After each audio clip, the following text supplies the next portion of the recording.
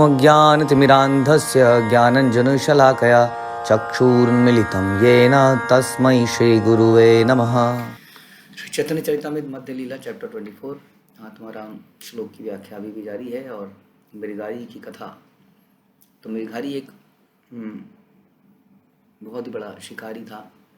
न केवल शिकारी था, बहुत ही दुष्ट आत्मा था। उसको दूसरों को पीड़ा देने में आनंद आता था। वैष्णव का गुण है कि वो दूसरों के दुख को देख के दुखी होता है, और जो दुष्ट लोग हैं उनको दूसरों के दुखों को देख के सुखी होता है या और दूसरों के सुख को देख के वो दुखी होते हैं। ऐसा विपरीत बुद्धि का व्यक्ति भी कैसे वैष्णव बन जाता है? यदि वो समर्पण करता है तो। समर्पण करने की जो प्रोसेस है बड़ा जटिल है। अब देखते हैं कि कई बार आतंकवादी चोरों चक्के समर्पण करते हैं, पर समर्पण करने का डिसीजन उनका बड़ा मुश्किल होता है, क्योंकि अभी तक वो स्वतंत्र थे, कहीं भी घूमते थे, किसी को मारते थे, पीटते थे। अब अचानक से जब उनको समर्पण करना पड़ेगा तो उन्हें जेल में समय बिताना पड़ेगा, क्योंकि उनके कर्म की कुछ सजा तो दी जाती है। लेकिन अगर वो समर्पण नहीं करते तो किसी दिन वो गोलीबारी में मारे जाते। और एक भय उनके दिमाग में हमेशा रहता। अब वो भय समाप्त है, अब बस अपने कर्मों का फल भोगना है और समाप्ति। राइट, कम से कम हम नए कर्म नहीं करेंगे। लेकिन ये प्रोसेस बड़ा, इसके लिए बड़ी क्या चाहिए, हिम्मत चाहिए, बहुत ज़्यादा हिम्मत चाहिए, क्योंकि ये डिसीज़न एकदम हमें किसी के अधीन बना देता है। इसीलिए अधिकतर आतंकवादी लोग है ना सरेंडर करने से घबराते हैं। लेकिन जो कर लेता है उस वक्त उसको कष्ट होता है। बाकी लोगों को देखता है, बाकी लोग सारे इधर उधर घूम रहे हैं, खा रहे हैं, फिर हम जेल में पड़े, लेकिन जल्दी ही वो उससे मुक्त हो जाएंगे अपने कर्मों से। तो उसी तरह से जब हम शरणागति करते हैं तो हम अधीन हो जाते हैं नियमों के, गुरु परंपरा के, सेवाओं के, और लगता है कि हमारी स्वतंत्रता चली गई। इससे पहले हम जो मर्जी खाते थे, पीते थे, कहीं घूमने जाना होता था घूमने जाते थे। अब जब कई लोग इसलिए सेवा लेना ही नहीं चाहते हैं, क्योंकि फंस जाएंगे, बंद जाएंगे। तो ये जो समर्पण है बड़ा इम्पोर्टेंट है, जैसा मृगारी ने यहाँ पर किया। हमने सुना जैसे जगाई मदाई ने किया, और उसके बाद जगाई मदाई को भी एक प्रकार की जेल प्राप्त हुई, जब उनको पत्थर पड़े ज़बरदस्त तरीके से। तो समर्पण के बाद ये कष्ट लेने का मतलब है रिएक्शन समाप्त करना। तो इन कष्टों को लेते हुए हमें भक्ति करनी चाहिए। तो मृगारी ने जब ये किया तो क्या किया, आसपास के लोग, बहुत सारे लोग भोजन बना के आने लगे, भोजन उसको देने लगे, क्योंकि उसने अब वो सारी बुरी चीज़ें छोड़ दी थी। और इस तरह की कहानी हम सुनते हैं। जो वैश्या एक आती है हरिदास ठाकुर के पास में, और वहाँ पर वो बदल कर कंटिन्यूस चैंट करने लगती है, 192 माला करने लगती है, और लोग उस वैश्या को फिर परम गुरु मान के उनके पास आने लगते हैं, उसकी ज़रूरतें पूरी करने लगते हैं। इस प्रकार भगवान के साथ संबंधित होते ही हमारा इतिहास धुल जाता है, शुद्ध हम बन जाते हैं, लोगों का सम्मान मिलता है। उसकी इच्छा तो नहीं होती है, लेकिन फिर भी समझने का मतलब है कि हम शुद्ध जाते हैं। एक दिन अन्न आने 10 विष जाने, दिने तत लया यत खाए दुई जाने। एक दिन में 10 या 20 लोगों के लिए पर्याप्त भोजन आता था, किंतु शिकारी तथा उसकी पत्नी उतना ही स्वीकार करते जितना वो दोनों खा सकते थे। बहुत जल्दी इनके अंदर वैराग्य पैदा हो गया था। जीवन जीने के लिए हमें कहते हैं अक्सर अत्याहार प्रयासश्च, अत्याहार और प्रयास नहीं करना चाहिए। हम पहले भी जिक्र कर रहे थे इस बारे में। ज़रूरत से अधिक हम हमेशा इमरजेंसी सिचुएशंस के लिए सोचते रहते हैं लाइफ में, और वो सोच के हम बहुत सारे काम कर नहीं पाते। हम कईयों से जब डिस्कस करते हैं वानप्रस्थ आश्रम के बारे में या ब्रह्मचारी आश्रम के बारे में, तो इंसान को एक भय लगा रहता है, अनफोर्सीन, भविष्य में क्या होगा, पता नहीं कैसे चलेगा। अगर मैं माना ब्रह्मचारी बन जाऊंगा, या मैं वानप्रस्थ बन जाऊंगा, या मैं इस प्रकार से टोटली डिपेंड हो जाऊंगा, तो कैसे मेरा चलेगा, पता नहीं हो पाएगा कि नहीं हो पाएगा। कभी कुछ जो मेरे को सपोर्ट करने को कह रहे हैं, अगर वो मुकर गए तो हम ये भी सोचते हैं कि आज तो ये कह रहे हैं हम तुम्हारा सपोर्ट करेंगे, कल ये मुकर गए तो क्या होगा। इस प्रकार का भय न रहता, जबकि वास्तव में जो भी कह रहा है आपको सपोर्ट करेंगे, वो भगवान के आधार पर ही कह रहा है, भगवान ही उनसे बुलवा रहे हैं, और वास्तव में अंत में भगवान ही मदद करेंगे, ऐसा होता ही है। तो ये भय जो है ये हमारे अंदर इसलिए रहता है क्योंकि हम सोचते हैं कि मैं करता हूँ, यदि मैं नहीं करूँगा तो कौन करेगा। और हमें लगता है जो हो रहा है वो मेरे कारण ही हो रहा है, मेरे कर्मों का फल है। मुझे दिखता है क्योंकि हाँ हमने पढ़ाई करी थी, हम बड़े बड़े नोट कमा रहे हैं। यदि हम नहीं करेंगे तो फिर कैसे भरण पोषण चलेगा। हम अपने आप को कर्ता मान लेते हैं, ध्यान रखिए कर्ता केवल कृष्ण है। और जो भी हमारे जीवन में हो रहा है, हम भरण पोषण कर पा रहे हैं अपने परिवार का, उसका कारण ये है कि हमारे कर्म फल ऐसे थे पिछले जन्मों के कि हम आज पैसा कमा पा रहे हैं। और वो कर्म फल कैसे थे, मतलब कहीं ना कहीं हमने कुछ पुण्य कर्म किए होंगे, हाँ, जिसके कारण से आज हमें उसका फल मिल रहा है। लेकिन पुण्य कर्म करते हुए भी हमसे पाप कर्म हो ही जाते हैं। हम सबसे रोज ही होते हैं, चाहे हम पुण्य कर्म करते भी रहें तो भी पाप हो जाते हैं, फिर उन पापों का भी फल मिलना मिलना पड़ता है। इसलिए हमें भगवान की प्रसन्नता के लिए कार्य करना चाहिए, और वो हमारी अवश्य ही रक्षा करेंगे, हमारे परिवार की भी, सबकी भी, जितनी ज़रूरत है।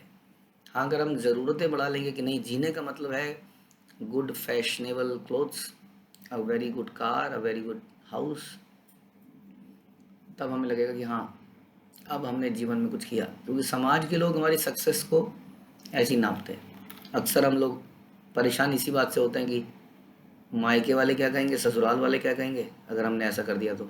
हमारा लिविंग स्टैंडर्ड कम हो जाएगा, लोग कहेंगे कैसे घूमते हो, मतलब बहुत सारी चीज़ें हम असफल असफल कहलाएंगे। और असफलता, अनसक्सेसफुल पर्सन कहलाने से हम डरते हैं।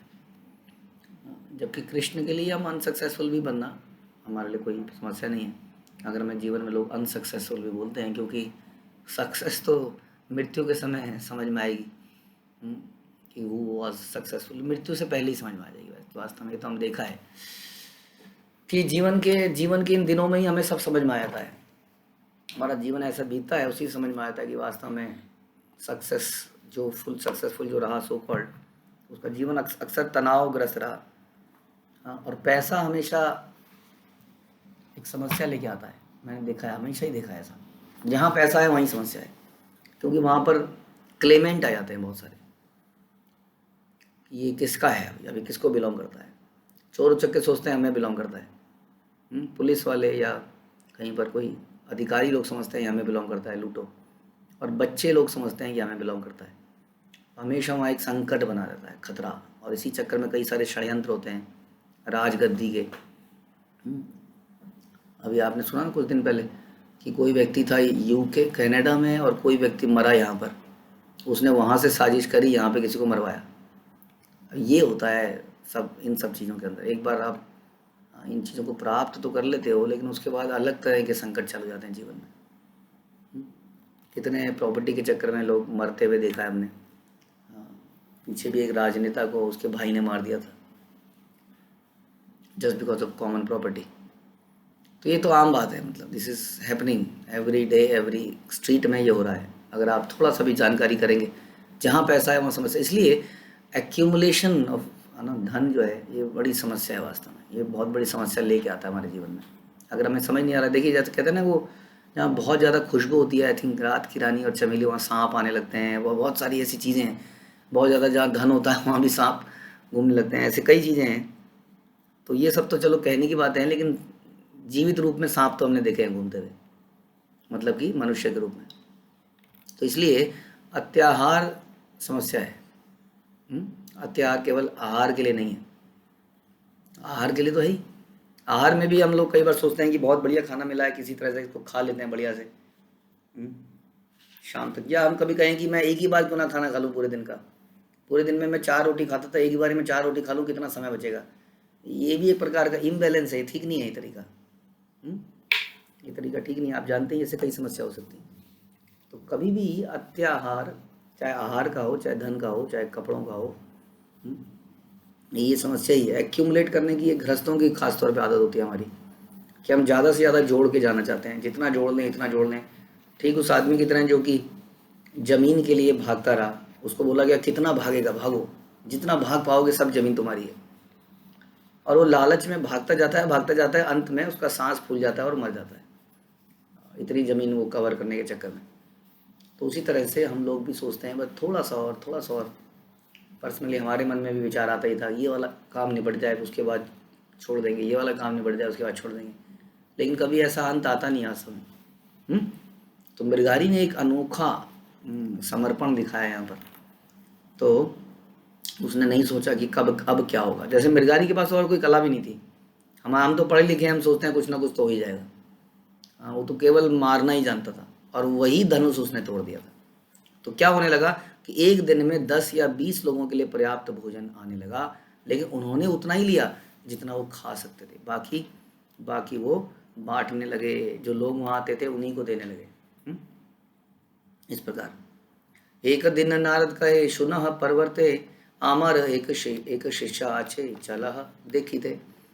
और एक दिन बहुत समय के बाद में नारद मुनि जो है अपने मित्र पर्वत मुनि से बात करते हुए बोलते हैं कि चलो चलकर देखे, मेरा एक शिष्य था जंगल में, उसको मैंने ऐसे ऐसे करके बताया था, देखें जरा उसका क्या हाल है। तो प्रभुपाद भी अक्सर एक जगह पे सेंटर खोलते थे, और प्रभुपाद हमेशा मूविंग रहते थे। तो कुछ दिन एक जगह पे रहे, सेंटर खोला, लोगों को जोड़ा, दूसरी जगह चले गए, उसको उन्हीं के हाल पे छोड़ के। हमें देखते हैं हम लोगों को कंटिन्यूस नरिशमेंट की आवश्यकता पड़ती है ना। अगर हमें थोड़ा सा खींच दिया जाए, थोड़ा सा कुछ बोल दिया जाए, तो हमें लगता है कि ये तो बेकार है, सब यहाँ पर तो सब बेकार है, यहाँ पे तो ऐसे बोल करने को बोलते हैं, है ना। कई लोग मेरे को ऐसे मिले जो मुझे इधर उधर से पता लगा, बोलते हैं ये लोग तो ये तो ऐसे करेंगे, तो मैं ये कमाने नहीं देंगे तुमको यहाँ पर, और तुम्हें हमेशा पिन पॉइंट करते रहेंगे। हाँ, यह ऐसा प्रैक्टिकल थोड़ी है, प्रैक्टिकल तो ये है। एज इफ कि हमारे आचार्यों ने इसको करके नहीं दिखाया, जो प्रैक्टिकल नहीं है हम बोलते रहते हैं। तो इस प्रकार से गुरु जो है श्रील प्रभुपाद एक सेंटर पे कुछ समय बाद जाते थे, और फिर कुछ समय, कई समय लग जाता था घूम के, संसार को घूम के उस सेंटर में फिर से आने में। एक एक साल कई बार लग जाता था, और उतने दिनों में वो लोग पूरा प्रभुपाद के इंस्ट्रक्शन को पालन करते हुए उस सेंटर को बहुत बड़ा कर चुके होते थे। इतनी सरेंडरनेस थी उनके अंदर। चाहे वो, और कई बार ऐसा होता था, जैसे हम इस बार सुन रहे थे रविवार के प्रोग्राम में, जो लेक्चर में, कि किस प्रकार से प्रभुपाद भूरिजन प्रभु के पास आए, और एक तो इतना मुश्किल उनको प्रोजेक्ट में भेजा, चाइना, जापान, और जब आए तो पूरे रास्ते डांटते रहे और डांट के चले गए। तो लेकिन उनका आज भी उनका प्रेम दिखता है प्रभुपाद के प्रति, सरेंडर दिखता है। तो यही भाव से अगर हम जिएंगे तो हम भक्ति में बहुत आगे जा पाएंगे। We should have some day we have to become, कि हम लोग जिम्मेदारियां लें, अपने को अपने आप मॉनिटर करें, अपनी भावनाओं को देखें, शास्त्रों को देख के टटोलें अपने आप को, किसी की बातों में ना आए, किसी सब स्टैंडर्ड आदमी की बातों में ना आए, जो समर्पण ना तो करना जानता है, ना करता है, ना लॉयल है। हाँ, लॉयल्टी जो है भक्त का मेन मुख्य गुण है। हम आजकल लॉयल लोग ही नहीं देख पा रहे हैं, बड़ी समस्या की बात हो गई है। ज्ञान, क्योंकि एक तो ये इतना आसानी से यूट्यूब, है ना, ये सब, ये एक तरह की एक समस्या भी है। यूट्यूब इत्यादि से क्या हो गया है, समर्पण का भाव कम हो गया है। क्योंकि एट योर फिंगर टिप्स का, पहले साधु को बुलाते थे आप, उसको निमंत्रण देते थे, आइए, आप प्रवचन कीजिए, तैयारियां करी जाती थी। अब कुछ नहीं करना, क्या ज़रूरत है, इतना बुलाएंगे, मेहनत करनी पड़ेगी, घर में व्यवस्था करनी पड़ेगी, प्रसाद की तैयारी करनी पड़ेगी। जबकि शास्त्र कहते हैं कि यदि आपके घर में वैष्णव नहीं आता है तो आपका घर जो है सांप के बिल जैसा है। ये तो भागवत में लिखा गया है। आपके घर में आप किसी की सेवा ही नहीं कर पा रहे हो तो। लेकिन हम क्या सोचते हैं, ये चला लेंगे, इसके ऊपर ऑनलाइन यूट्यूब चला लेंगे, जब मन करेगा तब चला लेंगे। और फिर उसमें ये भी हो गया, जब मर्जी जिस मर्जी का लेक्चर सुन लेंगे, the best of the speakers, कहीं से भी कुछ भी सुनेंगे। तो इससे क्या हो गया है समस्या, इससे शरणागति और लॉयल्टी की भाव कम हो रहा है, जो कि मुख्य चीज़ था। हम श्रवण ज्ञान के लिए नहीं करते हैं, ये भी बड़ा इम्पोर्टेंट चीज़ है। कई ऐसे इनिशिएटिंग महाराज हैं जो बहुत ही सिंपली बात करते हैं, जैसे हिजोनेस गोपाल कृष्ण गोसाई महाराज, उनके लेक्चर हम सुनते हैं तो बहुत सिंपली महाराज बताते हैं। और कई लोग, हम लोग महाराज का लेक्चर इसलिए नहीं सुनते हैं कि कुछ ज्ञान मिलेगा, वास्तव में शरणागति की भाव पैदा होगा, इसलिए सुनते हैं। प्रभुपाद का मैसेज भी इज़ वेरी सिंपल, अगर आप लेक्चर में सुनेंगे तो, जन्म मृत्यु जरा व्याधि क्या राउंड, धर्म क्या है इत्यादि। तो हम श्रवण शरणागति पैदा करने के लिए करते हैं, ना कि तो लॉयल्टी में कह रहा था कि loyalty is one of the ingredient, main ingredient, बड़ा इंपॉर्टेंट है। कृतज्ञता से लॉयल्टी आती है, जब हम कृतज्ञ महसूस करते हैं अपनी परंपरा के प्रति, श्री वैष्णव के प्रति, स्पेसिफिक पर्सनल संबंधों के प्रति, जो हम वैष्णव में बनाते हैं। We can not be just general relations with all, और इस प्रकार से हम रहें। हमारा अटैचमेंट होनी चाहिए। शास्त्र बताते हैं ऐसा कि हमारे भक्तों से अटैचमेंट होनी चाहिए। Attachment means exchange of love and service, एक दूसरे की सर्विस। इस प्रकार से this should be our real nature. तो कहने का मतलब है कि इस नेचर के रहते जो है श्रील प्रभुपाद अपने शिष्यों से कई बार 6-6 महीने, 1-1 महीने, साल, 2-2 साल बाद जाते थे, और वो एंड दे वर एक्साइटेड, विरह में भी और मिलकर भी। तो इसी प्रकार से नारद मुनि इस शिष्य से मिलने आते हैं, जो कि बस उस वक्त वो इंस्ट्रक्शन दी थी कि तुम धनुष तोड़ दो, यहाँ करो, बाकी सब मैं करूँगा। अब नारद मुनि ने करा या ना कि नहीं करा डायरेक्टली, कोई अगर नारद मुनि ने कहाँ किया, नारद मुनि आप कह रहे थे मैं करूँगा, देखो आप तो आए नहीं, आप इतने दिनों बाद आ रहे हो। अरे जो हो रहा है उन्हीं की कृपा से तो हो रहा है। गाँव वाले अगर उनको प्रसाद दे रहे हैं तो नारद की ही जो कृपा है वही तो है, ये भी समझने की बात है। तो नारद जी बड़े दिनों बाद वहाँ पर आते हैं, देखने के लिए बोलते हैं पर्वत मुनि से, चलिए जरा चलते हैं, क्या कर रहा है लोग। तबे दुई ऋषि आइला से ही व्याध स्थाने, दूर हईते व्याध पाइल गुरु दर्शन। जब दोनों ऋषि शिकारी के स्थान के निकट पहुंचे तो शिकारी ने दूर से ही उन्हें आते देखा। और आस्ते व्यस्ते धाया आस्ते, पथ ना ही पाए, पथे र पिपी लिका इति उति धरे पाए।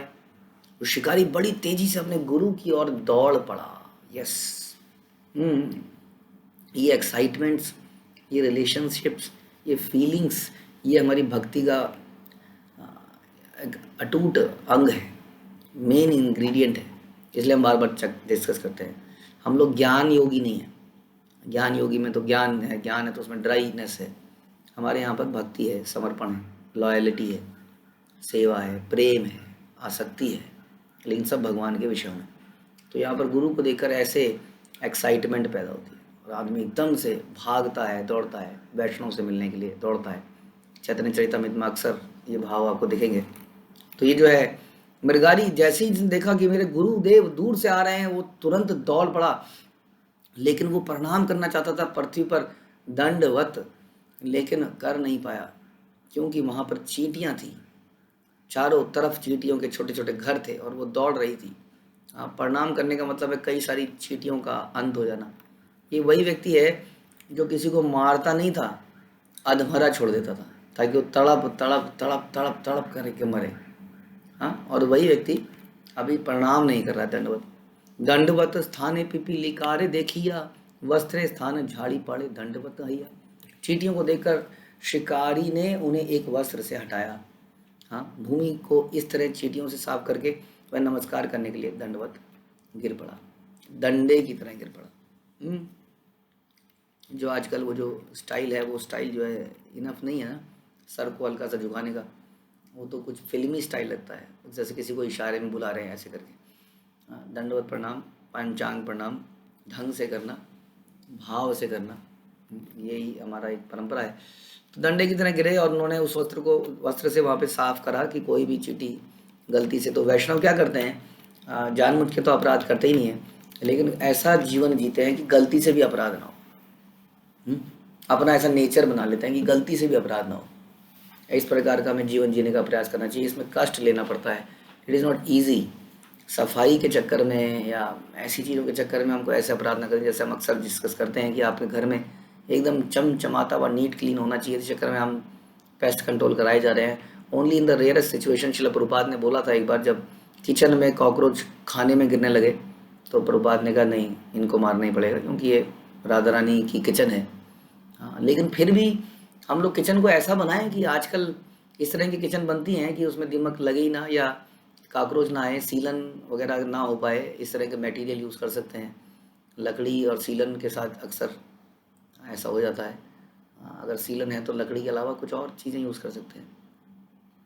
तो कोशिश करनी चाहिए घर के घरेलू जानवर, उनको कम से कम ऐसे इतना क्लीनलीनेस में जीने के चक्कर में कई बार हम अपराध कर देते हैं। तो only in the rare situation हम कुछ एक्शन लेते हैं। हमें ऐसी बहुत सारी कहानियाँ मिलती हैं, जैसे कि हरिदास ठाकुर जब जहाँ पे जब करते थे वहाँ पर बड़ी बदबू आ रही थी, ज़बरदस्त बदबू। लोग वहाँ आ रहे थे, कहते बदबू है, डेफिनेटली यहाँ पर एक सांप है, सांप जैसी बदबू थी। तो हरिदास ठाकुर सब परेशान थे। हरिदास ठाकुर ने कोई बात नहीं, जीव है, जी रहा है यहाँ पर। लेकिन फिर किसी ने समझाया कि देखिए आप तो बिल्कुल उत्तम भक्त हैं, लेकिन लोग आपसे मिलने में आने में कतरा रहे हैं सांप के डर के मारे। तो हरिदास ठाकुर ने, अगर ऐसी बात है तो मैं फिर इस जगह को छोड़ देता हूँ। उन्होंने ये नहीं सोचा कि इसको मारा जाए, मैं ही छोड़ देता हूँ। तो बताते हैं कि अगले दिन वो सांप अपने आप वहाँ से निकल के चला गया। तो ऐसे बहुत एग्जाम्पल हम सुनते हैं कई सारे वैष्णव के जीवन में। तो इस प्रकार से हम गलती से भी अपराध ना करें, ऐसा जीवन शैली होनी चाहिए। और न केवल जानवरों के प्रति, कई लोग देखते हैं कि जानवरों के प्रति तो बड़े सचेत हो गए, लेकिन हमारी बोली, हाँ, हमारा व्यवहार ऐसा है कि हम रोज किसी न किसी का दिल तोड़े ही जा रहे हैं। कर्कश जवान है हमारी, उसके लिए भी हमें सचेत रहना चाहिए। उसके कारण भी ना चाहते हुए भी अनजाने में हम कितने अपराध करे जा रहे हैं। तो अपनी बोली को मीठा बनाना, पर्सनैलिटी को मीठा बनाना। कई लोग जब चलते हैं तो क्योंकि उनके कंधे चौड़े हैं, अब चलते हैं तो पता नहीं कितने लोगों को ऐसे हिलाते हुए चलते हैं। हाँ, वास्तव में वैष्णव आप देखेंगे कई बार चलते हैं तो ऐसे सुकोड़ लेते हैं अपने आप को, ऐसे ही करके कहीं मेरी वजह से किसी को कोई टकरा ना जाऊँ मैं किसी से। तो बहुत सारे वैष्णव के ऐसे, मैं एक बार बता रहा था कि बोलते हुए भी वैष्णव, अगर वो हमारे मुंह से थूक निकलता है तो हम थोड़ा सा दूर से या ऐसा करके बोलते हैं। बहुत सारी छोटी छोटी चीज़ें जिसका वैष्णव ध्यान रखते हैं कि गलती से भी हमसे अपराध ना हो। नारद कहे व्याघ एई नाहय आश्चर्य, हरि भक्ते हिंसा शून्य हय साधु वर्य। नारद मुनि ने कहा, शिकारी ऐसा आचरण तनिक भी आश्चर्यजनक नहीं है। भक्ति में मनुष्य स्वतः अहिंसक बन जाता है, वह साधु पुरुषों में सर्वोत्तम होता है। स्वतः अहिंसक बन जाता है, वो किसी को किसी के साथ ऐसा करना ही नहीं चाहता, बदला नहीं लेता वो। ध्यान रखिए, ये बात को अपने अंदर जाने देना है, क्योंकि बदले की भावना हमारे अंदर है कि नहीं। जब हमारा कोई निंदा कर देता है तो हमारे मन में आता है ना कि मैं भी कुछ निंदा करूं इसकी। अपने को देखा है कभी? निंदा भक्त कभी बदला नहीं लेता, ध्यान रखिए। बहुत से बहुत उसके ऊपर आघात भी किया जाए तो, क्योंकि वो जानता है कि ये जो एक्शन है इसके ऊपर भगवान ने साइन करे हैं। इस पेपर के ऊपर कौन सी ऐसी चीज़ है, भगवान में कहते हैं ना कि पत्ता नहीं हिलता है, तो भगवान ने साइन करा है उसके ऊपर, तभी तो वो एग्जीक्यूशन हो रहा है उसका। अगर भगवान ने साइन किया है तो व्हाट इज द प्रॉब्लम? ऐसा नहीं हो सकता कि भगवान की इच्छा के बिना कोई चीज़ हो सकती है। हम जानते हैं अगर हम भगवान पे भरोसा, वरना क्या हमारी श्रद्धा है भगवान के ऊपर। इसलिए भक्त बदला नहीं लेता है, तो इसलिए अहिंसक बन जाता है, कोई भी उसके साथ कुछ भी करे। साधु पुरुषों में सर्वोत्तम होता है, साधुओं में भी वैष्णव सर्वोत्तम है। श्लोक में आए साधुवर्य शब्द का अर्थ है साधु पुरुषों में श्रेष्ठ। आजकल ऐसे अनेक तथाकथित साधु हुए जो पशु पक्षियों को मारने में दक्ष हैं, तो भी वे ऐसे धर्मावलंबी होते हैं जिसमें हिंसा सर्वथा वर्जित है। नारद मुनि तथा वैदिक संस्कृति के अनुसार पशु हिंसक साधु पुरुष भी नहीं है, धार्मिक का तो कहना ही क्या। ये क्वेश्चन आता है कई धर्मों में। आजकल धर्म को बदल कर वहाँ पर पशु हत्या को प्रेस्क्राइब कर दिया गया है या ऑथोराइज कर दिया गया है। You can do this. हाँ, यहाँ बता रहे हैं हत्या तो दूर की बात है, ये तो गलती से भी कुछ ना ऐसा हो जाए ऐसा प्रयास कर रहे हैं। तो एक धार्मिक पुरुष या भगवत भक्त को अहिंसक होना चाहिए। धार्मिक व्यक्ति का स्वभाव ऐसा ही होता है। हिंसक होते हुए अपने आप को धार्मिक व्यक्ति घोषित करना विरोधाभास है। ऐसा दिखावा नारद मुनि तथा गुरु शिष्य परंपरा द्वारा मान्य नहीं है। और ख़ास तौर पे हम देखते हैं कि गायों को मारना तो सबसे ही बड़ा पाप हो गया। जितने भी ये चार पैरों वाले जीव है ना, इनमें ज़्यादा चेतना होती है, चेतना का सही तो प्रभाव पड़ता है। एक बार एक व्यक्ति ने बोला था ना, बड़ा अच्छे सा एक वो आया था कि देखिए जी, आप भी तो टमाटर को काट देते हैं। हाँ, तो टमाटर काटना और मुर्गे की गर्दन काटने को जो बराबर मान ले, एक मूर्ख व्यक्ति है बस। तो उसने उनसे बड़ा अच्छा प्रश्न पूछा। उसने कहा जी एक बात बताइए, अगर एक घर में आग लग गई और उसमें एक बच्ची फंसी हुई है, हाँ, और ज़बरदस्त आग लग गई है और किसी तरह आप कूद के अंदर चले गए, आपके पास थोड़ा सा ही समय है, लेकिन फ्रिज में बहुत सारे टमाटर पड़े हैं, आप टमाटर निकालोगे, बचाओगे या उस बच्ची को बचाओगे? अब उसके पास कोई जवाब नहीं बचा इसका। उनका क्या जवाब दे इसका? टमाटर बड़े पड़े हैं, उधर बच्ची मर रही है, तो क्यों ना टमाटरों को बचाया जाए। कॉमन सेंस है, just for sake of debate हम ऐसे प्रश्न पूछते हैं। तो ये प्लांट्स हैं, इनमें चेतना लगभग शून्य है, जीवित तो हैं, हाँ, लेकिन उनके अंदर एहसास नहीं है। हाँ, भगवान ने इस प्रकार की सृष्टि बनाई है, उनको भी भगवान को ऑफर करना है, तभी उसके बाद प्राप्त करना है, वरना नहीं।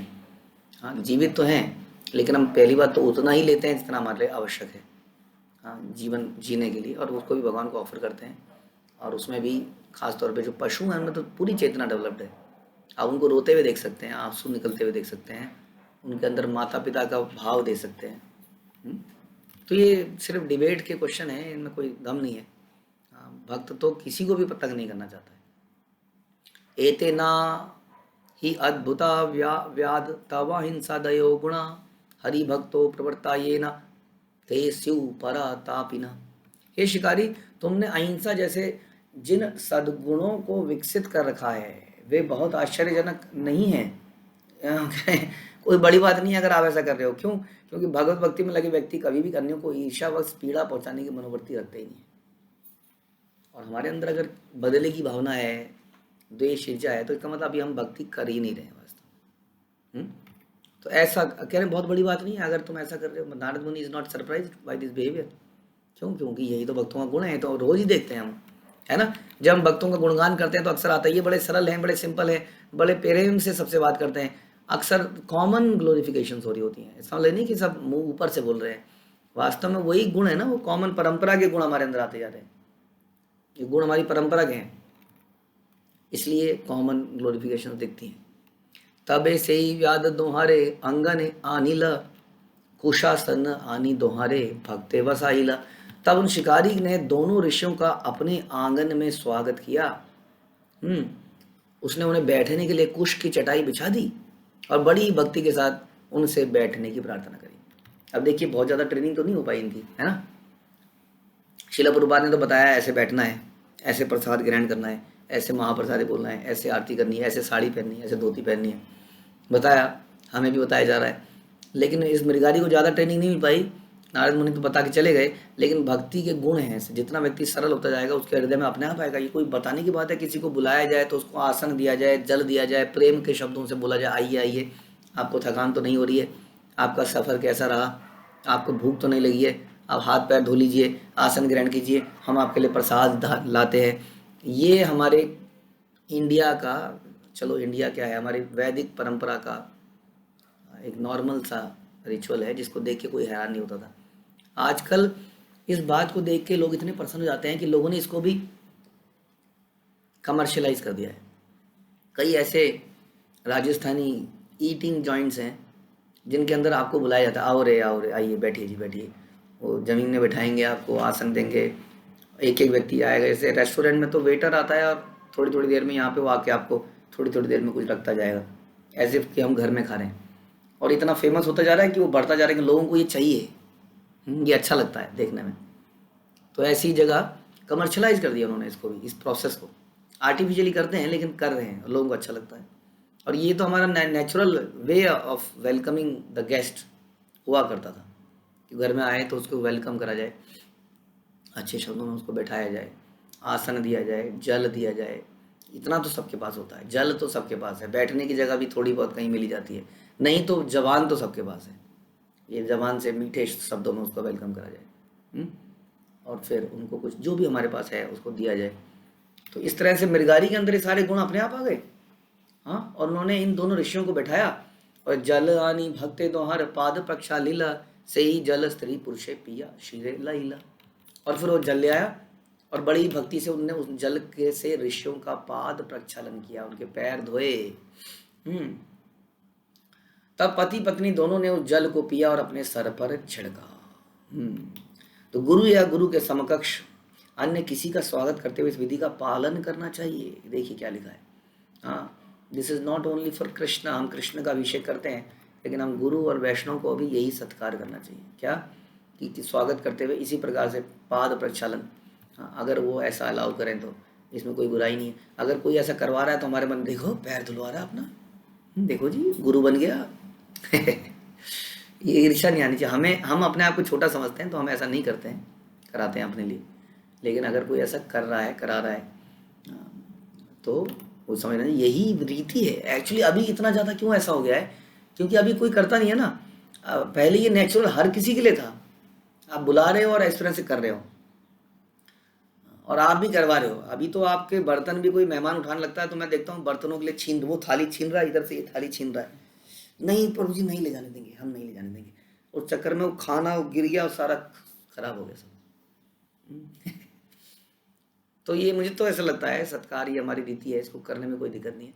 आप जब किसी के घर में जाएं तो आप करने दें, और वो जब आपके घर में आए तो वो करने दें। इसमें छीना झपटी सी जब हो जाती है तो अच्छा नहीं लगता है। नेचुरल था ये सब, पैर धोना, इस तरह से ये सब बर्तन धोना, ये सब करना। अब ये जो अब कोई करता नहीं है तो लगता है अच्छा इनके लिए क्यों कर रहे हैं, ओहो ये तो बड़े स्पेशल हो गए। ये एक्चुअली में सबके लिए है, वास्तव में सबके लिए ऐसा करने का सोचना चाहिए हमें। यहाँ बता रहे हैं, गुरु या गुरु के समकक्ष अन्य किसी का स्वागत करते हुए इसी विधि का पालन करना चाहिए। जब गुरु अपने शिष्यों के घर जाता है तो शिष्यों को शिकारी के परिचिनों का अनुसरण करना चाहिए। इसमें इससे कोई अंतर नहीं पड़ता कि दीक्षा के पूर्व कौन कैसा था, दीक्षा के बाद उसे यहाँ पर उल्लिखित शिष्टाचार को सीखना चाहिए। This is how we should be doing. Don't become dry.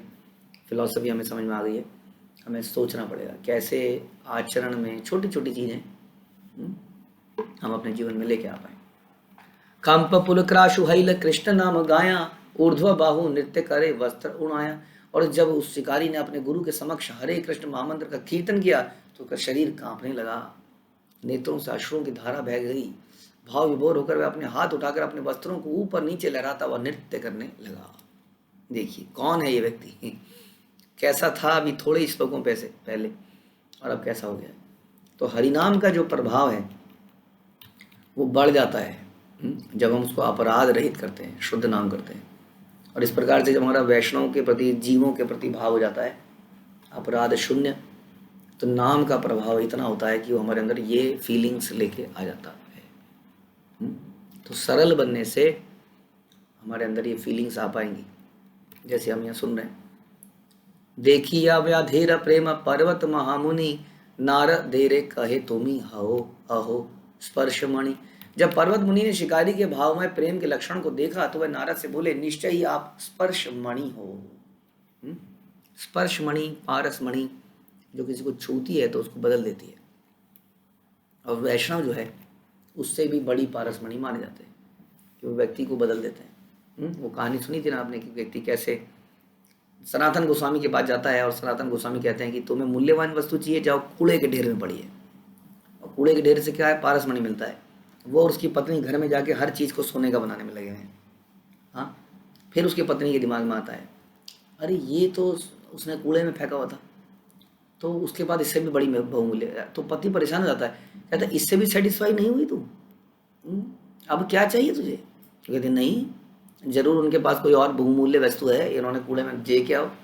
और बाद में तब सनातन गोस्वामी उसको भक्त बनाते हैं, हरिनाम देते हैं। तो ये जो भक्त हैं, हरिनाम है, यही रियल पारसमणि है जो लोगों के हृदय को बदल देती है। ऐसा हम देख ही रहे हैं रोज ऐसा होता हुआ। तो पर्वत मुनि कहते हैं आप जो है पारसमणि है, स्पर्शमणि है। कैसे, ये जंगली व्यक्ति जिसको नॉर्मल खाने पीने की एटिकेट नहीं है, जो मांस को फाड़ के खाता था, वो ऐसा हो गया है। तो स्पर्शमणि, लोहे का स्पर्श करती है तो लोहा भी सोने में बदल जाता है। पर्वत मुनि ने नारद मुनि को स्पर्शमणि इसलिए कहा क्योंकि उनके स्पर्श से वह अधम शिकारी उच्च पद को प्राप्त होकर वैष्णव बन गया। और भक्तिविनोद ठाकुर ने कहा कि वैष्णव के पद की परीक्षा यह देखकर की जाती है कि वह कितना उत्तम स्पर्शमणि, अर्थात यह देखकर कि उसने अपने जीवन में कितने वैष्णव बनाए हैं, कितने लोगों का हृदय परिवर्तित कर दिया है। इसी से उसका पता चलता है। वैष्णव को स्पर्शमणि होना चाहिए जिससे वह अपने उपदेश द्वारा, अपने आचरण द्वारा दूसरों को वैष्णव बना सकें, भले ही लोग उस शिकारी जैसे पतित क्यों ना हो।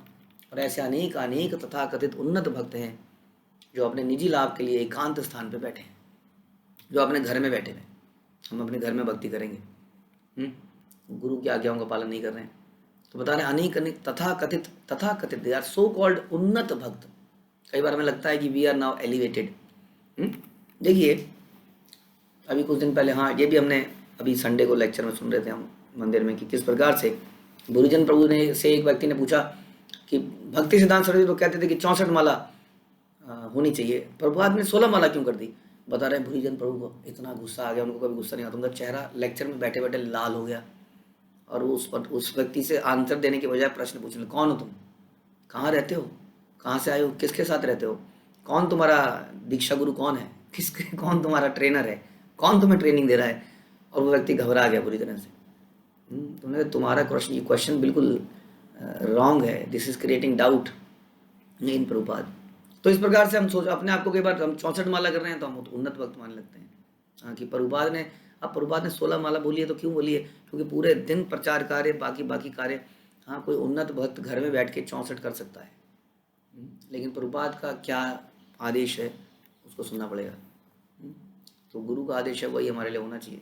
तो ऐसे अनेक तथाकथित उन्नत भक्त हैं जो अपने निजी लाभ के लिए एकांत स्थान में बैठे रहते हैं, वे प्रचार करने और दूसरों को वैष्णव बनाने के लिए बाहर नहीं जाते, अतएव वह स्पर्श मणि नहीं कहे जा सकते। कनिष्ठ अधिकारी भक्त दूसरों को वैष्णव नहीं बना सकता, किंतु मध्यम अधिकारी वैष्णव द्वारा उपदेश द्वारा ऐसा कर सकता है। चैतन्य महाप्रभु ने अपने अनुयायियों को वैष्णव की संख्या बढ़ाने का उपदेश दिया है। यही उपदेश है, यही हमें स्वयं भगवान ने दिया है। यारे देख तारे कहा कृष्ण उपदेश, हमारा आज्ञा गुरु है तारे ही देश। अब हम हरिदास ठाकुर जैसे नहीं है कि 192 माला कर कर भी हम प्रचार करने जा रहे हैं। दिस इज प्रैक्टिकल, हमसे तो नहीं हो पाता है, राइट। इसलिए प्रभुपाद ने हमारे लिए, हमारे हिसाब से हमें मूर्ख समझते हुए बताया कि हमें इतना करना है। तो चैतन्य, लेकिन आनी वे वो मिनिमम नहीं, वो मैक्सिमम नहीं बताया। यदि आप सब कुछ करके, प्रचार करके भी ये कर सकते हो तो this is wonderful. Chaitanya Mahaprabhu था, उनकी गुरु शिष्य परंपरा के आदेशों का पालन करते हुए मनुष्य गुरु बन सकता है, क्योंकि इसकी विधि अत्यंत सरल है। मनुष्य कृष्ण के उपदेशों के प्रचारार्थ कहीं भी जा सकता है, कहीं भी जा सकता है। प्रभुपाद कहाँ कहाँ नहीं गए, और भगवद गीता कृष्ण के उपदेश ही हैं। अतएव प्रत्येक वैष्णव का कर्तव्य है कि अपने देश में या विदेश में भ्रमण करके भगवद गीता का प्रचार करे। नारद मुनि के पद चिन्हों पर चलते हुए यही स्पर्श मणि की परीक्षा है। तो हमें एक्स्ट्रा कष्ट लेना पड़ेगा, पेन लेना पड़ेगा, निकलना पड़ेगा, जाना पड़ेगा। हमें जब संग मिल जाता है तो संग का बड़ा प्रभाव है। जब लोग इतने सारे लोगों को एक साथ देखते हैं तो कई सारे लोग तो तुरंत भक्त बन जाते हैं, तुरंत माला पकड़ लेते हैं। ऐसा तो हमने देखा कितना होते हुए। आज से कई साल पहले जब हमने यहाँ प्रचार किया था तो एक एक व्यक्ति को भक्त बनाने में, 16 माला करने में मुझे ट्रैक करना पड़ता था। मैं उसका ट्रैक करता था, हाँ जी इस हफ्ते आपने बढ़ा ली, एकादशी को माला बढ़ाई, एक एक को कॉल करी जाती थी। बड़ी मुश्किल से कुछ लोग 16 माला पे आए, बड़ी मुश्किल से। और अब हम देख रहे हैं, हमसे कोई जुड़ता है वो थोड़े दिनों में ही 16 माला करने लगता है अपने आप, बिना बोले, क्योंकि वो भक्तों का प्रभाव इतना पड़ता है। और ये जो भीड़ इकट्ठी हो जाती है, इसका बड़ा प्रभाव है। तो इसको इस्तेमाल कीजिए, इस पावर को प्रचार करने के लिए, और थोड़ा कष्ट लीजिए। और कैसे हम अपने आचरण को बदलें, अपने आचरण में सौम्यता लाएं, द्वेष ना रखें, बदला लेने की भावना रखें, कैसे हम भक्तों का स्वागत कर पाएँ हृदय से, ये सब हमने सीखा। हरे कृष्ण। श्री प्रभुपाद की जय, श्री चैतन्य चरितामृत की जय, श्री कृष्णदास कविराज की